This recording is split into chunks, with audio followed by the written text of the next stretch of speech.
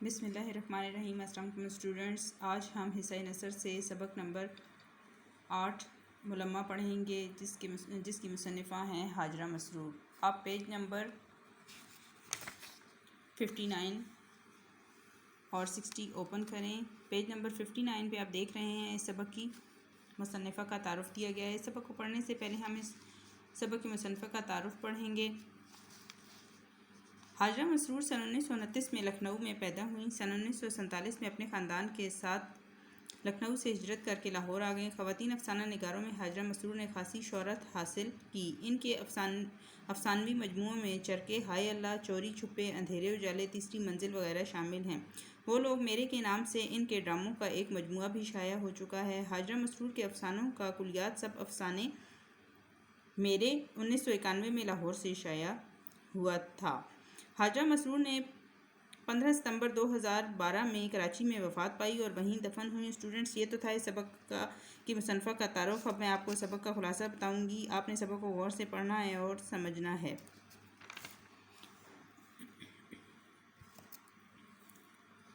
اس کہانی کے ذریعے مصنفہ نے معاشرے کے سفید پوش لوگوں کی عکاسی کی ہے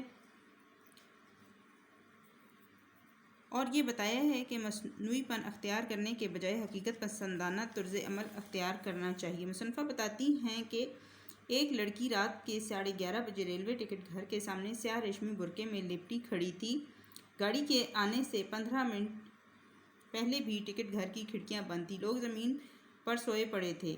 اس نے کلی سے پوچھا، ٹکٹ گھر کے بارے میں پوچھا تو جواب ملا کہ گاڑی ہمیشہ لیٹ آتی ہے۔ اس نے بیٹھنے کے لیے اپنے آپ سے سوال کیا اور قریب پڑے ہوئے غریب انسانوں کو ایک نظر دیکھا۔ کلی نے وہیں بیٹھ جانے کو کہا تو اس نے سوچا کہ اس کے ریشمی برقعے، خوبصورت چہرے اور عمدہ سامان کی کلی کی نظر میں کوئی حیثیت نہیں ہے۔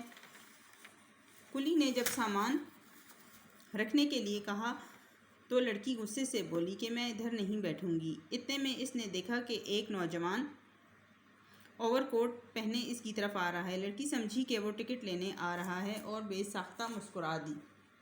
نوجوان نے اسے دیکھا اور ٹائی کی گرہ کستا ہوا گھر کے پیچھے چلا گیا۔ مصنفہ بتاتی ہیں کہ کلی نے سامان رکھنے کے لیے کہا تو لڑکی نے پھر بیٹھنے سے انکار کر دیا۔ اتنے میں اچانک وہی نوجوان آیا اور کلی سے کہنے لگا کہ تم انہیں زنانہ انٹر کلاس ویٹنگ روم میں کیوں نہیں لے جاتے۔ مصنفہ بتاتی ہیں کہ لڑکی بے چینی سے ٹہلنے لگی اور انٹر کلاس اور سیکنڈ کلاس کے بارے میں سوچنے لگی۔ اس کہانی میں مصنفہ بتاتی ہیں کہ چچا کی بیماری کا خط جب ملا تو اس کی والدہ نے کہا کہ بھائی کے مرنے کے بعد انہوں نے میرا اور میرے بچوں کا بہت خیال رکھا ہے تو کیوں نہ انہیں کوئی دیکھنے کے لیے چلا جائے۔ لڑکی یہ سن کر جانے کے لیے تیار ہو جاتی ہے۔ مصنفہ بتاتی ہیں کہ کلی نے لڑکی کو ٹکٹ گھر کے بارے میں بتایا تو وہ ٹکٹ لینے کے لیے چل پڑی، مگر اس سے یہ فکر رہی کہ کہیں وہ لڑکا اسے 3rd کلاس کا ٹکٹ لیتے ہوئے نہ دیکھ لے۔ پھر اسے اطمینان ہوا کہ وہ نظر نہیں آ رہا۔ مصنفہ بتاتی ہیں کہ گاڑی پہنچی اور لڑکی ویٹنگ روم سے باہر نکلی۔ دیکھا تو وہی نوجوان کھڑا تھا اور اسے غور سے دیکھ رہا تھا۔ لڑکی 1st 2nd انٹر اور زنانہ انٹر کا پڑھ کر بلا سوچے سمجھے اس میں داخل ہو گئی۔ گاڑی چل پڑی تو لڑکی اس خیال سے کانپ اٹھی کہ اگر اس کا ٹکٹ چیک ہو گیا تو کیا ہوگا۔ اس ملمہ کا کیا فائدہ جو معمولی رگڑ سے اتر جائے۔ اتفاق سے لڑکے نے بھی وہیں اترنا تھا جہاں وہ اتری تھی۔ مصنفہ بتاتی ہیں کہ وہ نوجوان سے پہلے گیٹ پاس کر کے 3rd کلاس کا ٹکٹ چھپانا چاہتی تھی، لیکن نوجوان پہلے سے گیٹ سے باہر کھڑا دیکھ رہا تھا۔ ٹکٹ لڑکی کو اپنے ہاتھ میں 1 من کا بوجھ لگ رہا تھا۔ جب چچا کے گھر پہنچی تو چچا نے گرمجوشی سے استقبال کیا، مگر وہ بہت سرد دکھائی دے رہی تھی۔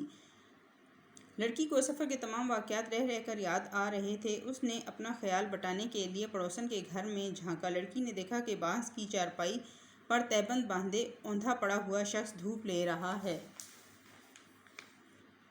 مصنفہ بتاتی ہیں لیٹے ہوئے شخص نے جوں ہی کروٹ لی تو لڑکی کا دل دھڑکتے دھڑکتے جیسے ایک لمحے کو رک گیا ہو۔ دونوں کی جب نظریں ملیں تو نوجوان نے پھرتی سے کروٹ بدل لی۔ چھپر میں کھوٹی پر اوور کوٹ جھول رہا تھا۔ لڑکی کی چچا زید بہن اس کو بتاتی ہے کہ ہمارے ساتھ ایک بیوہ رہتی ہے، ساتھ والے گھر میں ایک بیوہ رہتی ہے اور اس کا لڑکا شہر میں پڑھتا ہے اور وہ ہمارے کپڑے سیتی ہے۔ اس سبق میں حاجرہ مسرور بتاتی ہیں کہ زندگی ہمیشہ حقیقت پسند ہے۔ جب کوئی فرد حقیقت کو نظر انداز کرنے کی کوشش کرتا ہے تو بہت جلد آنکھوں کے آگے سے پردہ ہٹ جاتا ہے، پھر انسان کے پاس سوائے شرمندگی کے کچھ نہیں بچتا۔ اس لیے ہمیں ہمیشہ اپنی چادر دیکھ کر پاؤں پھیلانے چاہیے، اپنی حیثیت کو ہمیشہ یاد رکھیں اور ملمہ کاری سے ہمیشہ بچیں۔ اس میں ہماری بھلائی اور عزت پوشیدہ ہے۔ اسٹوڈنٹس، یہ تو تھا اس سبق کا خلاصہ۔ آپ نے سبق کو غور سے پڑھنا ہے اور سمجھنا ہے۔